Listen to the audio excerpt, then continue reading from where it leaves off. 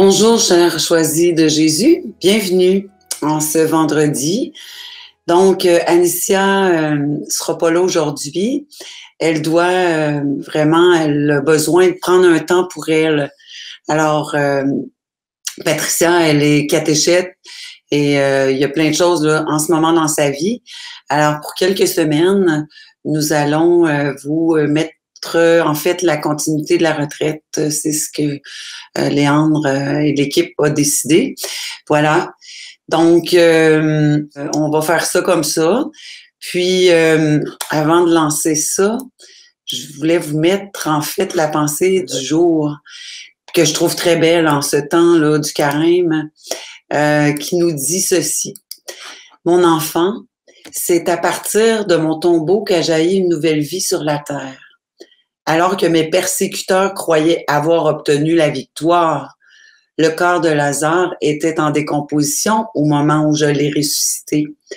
Je veux que ces faits soient bien imprégnés en toi, car ils t'enseignent jusqu'où doivent aller ton espérance et ta foi.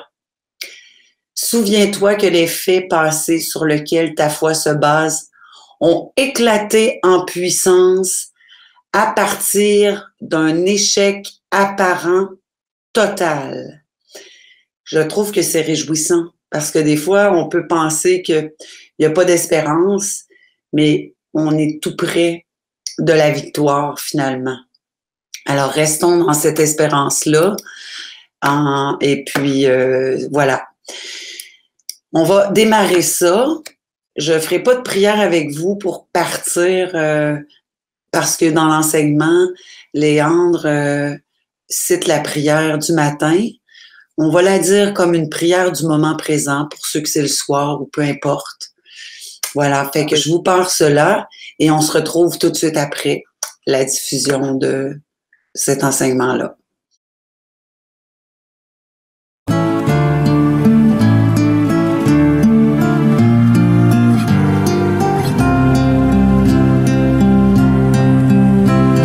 La seule chose que je te demande, c'est d'accueillir mon amour. Récitons ensemble la prière du matin du cardinal Sweenham que je récite depuis plus de 30 ans.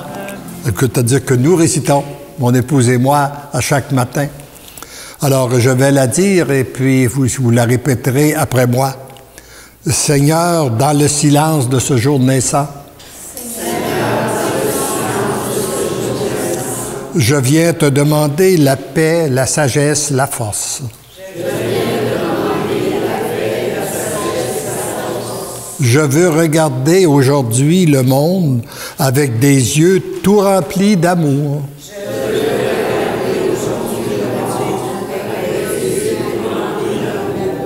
Être patient, compréhensif, doux et sage.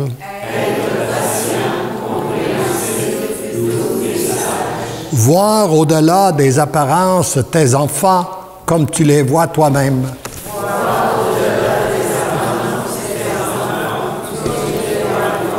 Et ainsi ne voir que le bien en chacun. Ferme mes oreilles à toute calomnie. Garde ma langue de toute malveillance. Que seules les pensées qui bénissent demeurent en mon esprit.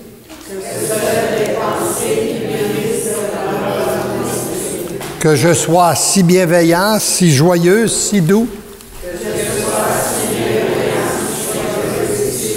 Que tous ceux qui m'approchent sentent ta présence. Revêt-moi, Seigneur Jésus, de ta beauté.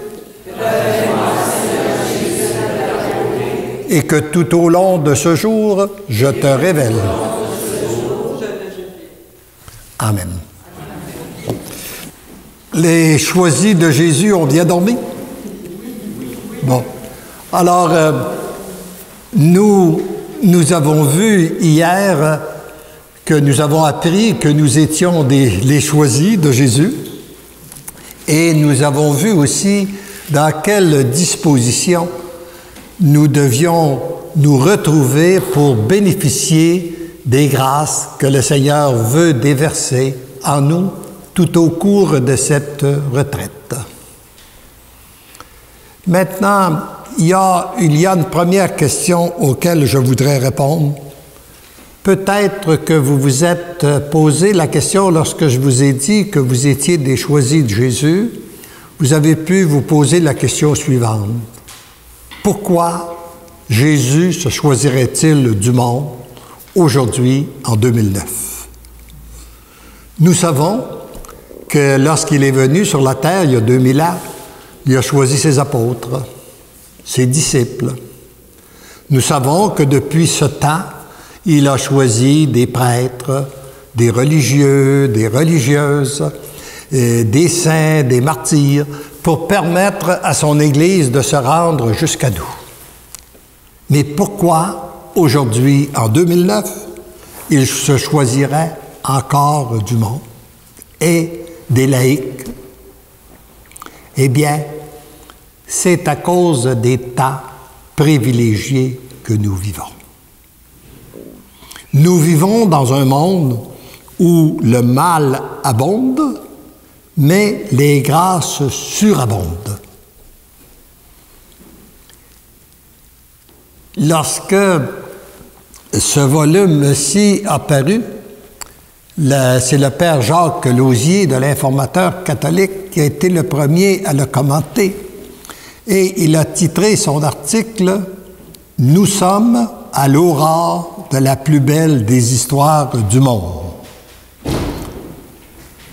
C'est pas petit, là.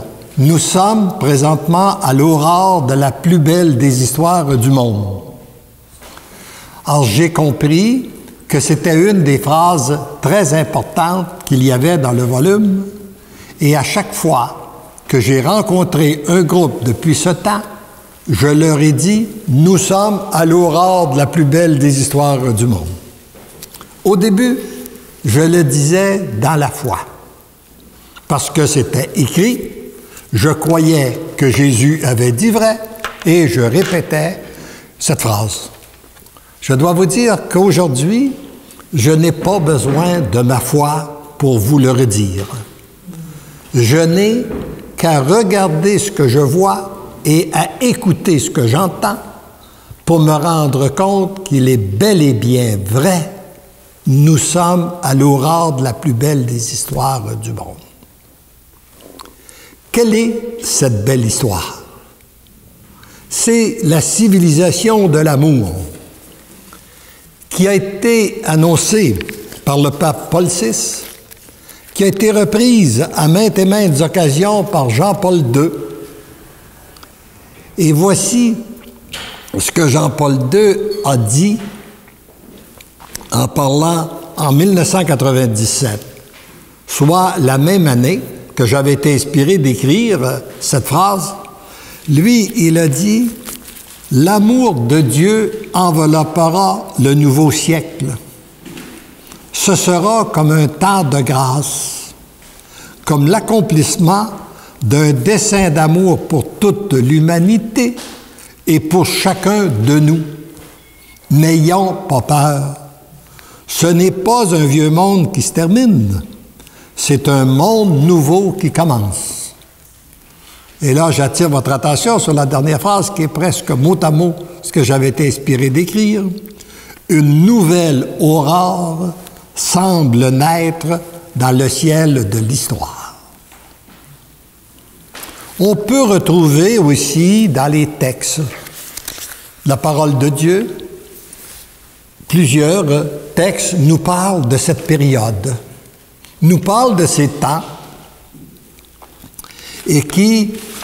et je prends par exemple une lettre de Saint Pierre qui dit « Vous attendez avec impatience la venue du jour de Dieu, car ce que nous attendons selon la promesse du ciel du Seigneur, c'est un ciel nouveau, une terre nouvelle où réside la justice. » Et vous retrouvez, et on retrouve dans Isaïe 65, où on nous parle de ces temps privilégiés, où on nous parle d'une période millénaire.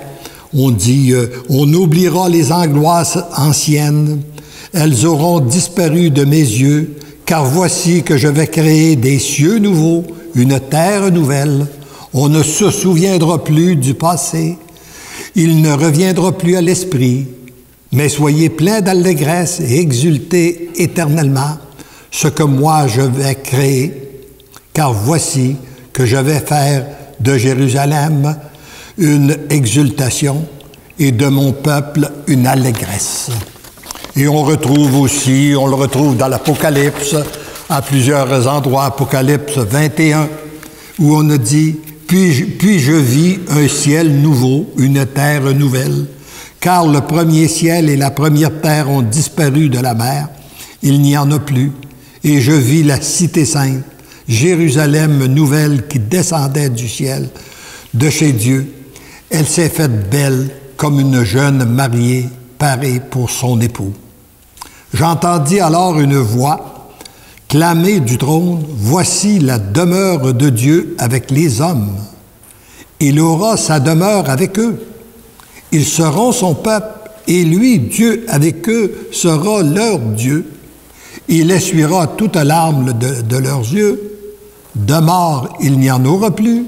De pleurs, de cris, de peine, il n'y en aura plus, car l'ancien monde s'en est allé. » Alors celui qui siège sur le trône déclara, « Voici, je fais l'univers nouveau. » Puis il ajouta, écrit, « Ces paroles sont certaines et vraies. » Eh bien, ces temps-là ne sont pas encore réalisés, et c'est ce qui se prépare présentement.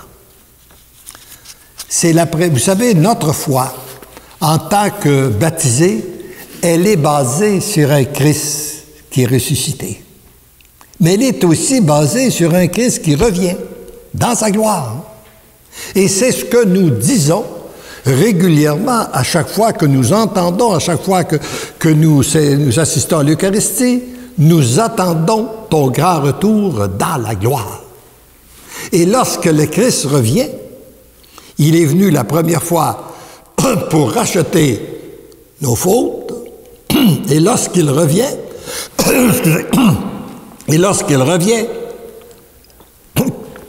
c'est pour restaurer le paradis terrestre, refaire une terre nouvelle où l'amour va régner en plénitude. Je ne sais pas si vous, comme moi, il vous est arrivé parfois, dans des moments de souffrance, d'en vouloir un peu à Adam et Ève, en leur disant, vous là, si vous n'aviez pas péché, il n'y aurait pas tant de souffrance dans ce monde. Mais ce qui est intéressant de découvrir, c'est que là, c'est la terre entière qui va retourner au paradis terrestre avec le grand retour de Jésus. Où nous allons. Et si ça vous intéresse de retourner au paradis terrestre, il faut découvrir le chemin du retour.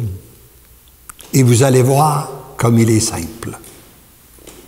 D'ailleurs, en passant, si vous voulez savoir ce qui vient de Dieu et ce qui vient des hommes, regardez si c'est simple ou si c'est compliqué. Quand c'est simple, ça vient de Dieu. Puis quand c'est compliqué, ça vient des hommes. Ça peut venir des femmes aussi. Mais disons que ça vient des humains. Alors, ce qui est simple, c'est de prendre le chemin inverse de nos premiers parents. Pourquoi nos premiers parents ont-ils perdu le paradis terrestre? Uniquement pour une chose. Ils ont refusé de faire la volonté de Dieu pour faire leur volonté propre. Alors, pour y retourner au paradis terrestre, il faut refuser de faire notre volonté pour faire la volonté de Dieu. Voyez-vous comme c'est simple? Je me demande pourquoi on n'y a pas pensé avant. On aurait pu s'exempter beaucoup de souffrances. Mais même si ce paradis terrestre va être vécu en plénitude uniquement au grand retour de Jésus, qui est sûrement pour très bientôt. En passant, parfois il y a des gens qui me demandent, est-ce que tu sais quand Jésus va revenir? Je réponds, oui, demain. Vis aujourd'hui comme si c'était ta dernière journée pour être prête à le rencontrer et tu ne feras pas d'erreur. On sait que le jour, la date, l'heure exacte, on ne le sait pas, seul le Père le connaît. Mais chose sûre, c'est qu'en se préparant à le rencontrer, on ne fait pas d'erreur. Mais ce que je trouve de plus extraordinaire et ce que je suis témoin présentement, c'est de constater que dès qu'une personne donne son oui total, inconditionnel ou révocable à Dieu, comme il est demandé dans ces volumes, ou qu'elle renonce à sa volonté pour faire la volonté de Dieu, qui est la même chose, il y a un petit coin du paradis terrestre qui s'ouvre immédiatement pour cette personne-là. Immédiatement, cette personne-là découvre une nouvelle joie, une nouvelle paix, un nouveau bonheur qu'elle n'a pas connu. Et ça, peu importe la situation dans laquelle elle se trouve. Peu importe son statut matrimonial, peu importe sa situation financière, peu importe son état de santé, l'effet d'associer sa volonté à celle de Dieu lui permet de découvrir une nouvelle joie, une nouvelle paix, un nouveau bonheur qu'elle n'a pas connu. J'ai plusieurs témoignages qui me confirment ça. Je veux vous en donner juste un. Celui d'un de nos amis qui est décédé du cancer il y a quelques mois. Et tout au cours de sa maladie, lorsque je l'ai rencontré, il m'a dit « Je n'ai qu'un mot pour décrire ce que je vis, c'est jubilation. » Je suis dans la jubilation. Et c'était comme ça tout au cours de sa maladie. Jamais, son épouse me disait, jamais il a eu un moment de découragement ou d'angoisse. Non. Il a été dans la jubilation. Il me disait, parce que nous nous rencontrons, nous avons un petit groupe où nous nous rencontrons le jeudi matin à la famille de Marie-Jeunesse pour une messe à 7 heures et un déjeuner partage à 8 heures. Et lui, c'était lui à qui on avait confié la responsabilité d'animateur pour le déjeuner. Alors, il m'a dit, quand j'ai appris que j'avais le cancer, je me suis rappelé ce que tu nous avais raconté un matin. Un matin, alors que je revenais d'un voyage en Europe, en Allemagne, un Polonais était venu me voir. Il était infirmier de profession, un type dans la cinquantaine. Il est accompagné de son ami médecin et il est aux prises avec un cancer non guérissable. Il vient me voir, il m'arrive très stressé, angoissé, et il veut que je lui enseigne une prière pour être bien sûr que Dieu va l'exaucer. Et je vois, on se parle via la traduction, lorsque je comprends bien ce qu'il me demande, ce qu'il désire, je lui dis, je regrette, je ne peux rien faire pour vous. Il restait un peu surpris. Alors j'ai dit, je ne peux rien faire pour vous, parce que même si tous les deux, nous croyons au même Dieu, nous croyons que Dieu est le Tout-Puissant, qui peut tout faire, mais nous ne circulons pas dans la même direction. Vous cherchez un moyen pour que Dieu fasse votre volonté. Puis moi, ma mission, c'est d'aider les gens, de les accompagner à ce qu'ils fassent la volonté de Dieu. Alors, j'ai dit, on ne circule pas dans la même direction. À partir de qu'est-ce que vous me demandez, moi, je ne peux rien faire pour vous. Lorsque j'ai vu qu'il était réellement désarmé, je lui ai tendu une perche. Je lui ai dit, si par contre, vous vouliez profiter de cette maladie pour découvrir la volonté de Dieu, je crois que je pourrais vous enseigner quelque chose. Alors il dit, tu m'enseignerais quoi? Bien, j'ai dit, je vous enseignerais d'aller de l'autre côté de la rue, parce que de l'autre côté de la rue, il y avait une chapelle, il y avait une église. Alors, d'aller vous mettre à genoux devant le tabernacle et de donner 3 oui au Seigneur. Oui, Seigneur, si tu veux me guérir. Oui, Seigneur, si tu veux que je demeure malade à travers ce cancer-là. Puis oui, Seigneur, si tu veux me rappeler à toi à travers ce cancer. Si c'est la fin de ma vie, je te donne mon oui. Et j'ai dit, lorsque vous aurez donné vos 3 oui sincères, bien, vous pourrez lui exprimer votre opinion. Vous pourrez lui dire votre préférence. Lui dire, ben moi, si tu veux mon opinion, j'aimerais bien que tu me guérisses. Alors, le type est allé à l'église de l'autre côté. Il a assisté à la conférence. Et après la conférence, il a tenu à venir me remercier. Je ne sais pas ce qui est arrivé du cancer. Je ne l'ai jamais su. Mais ce que je sais, c'est que l'homme qui est reparti n'était pas celui qui est arrivé. Celui qui est arrivé, il était angoissé, il était stressé, et celui qui est parti, il était dégagé, il était rayonnant. Il s'était associé à la volonté de Dieu. Et mon ami me dit, lorsque j'ai appris que j'avais le cancer, je me suis empressé d'aller à l'église devant le Seigneur pour lui donner mes 3 oui. Et je n'ai jamais vécu autre chose que de la jubilation tout au cours de ce cancer-là.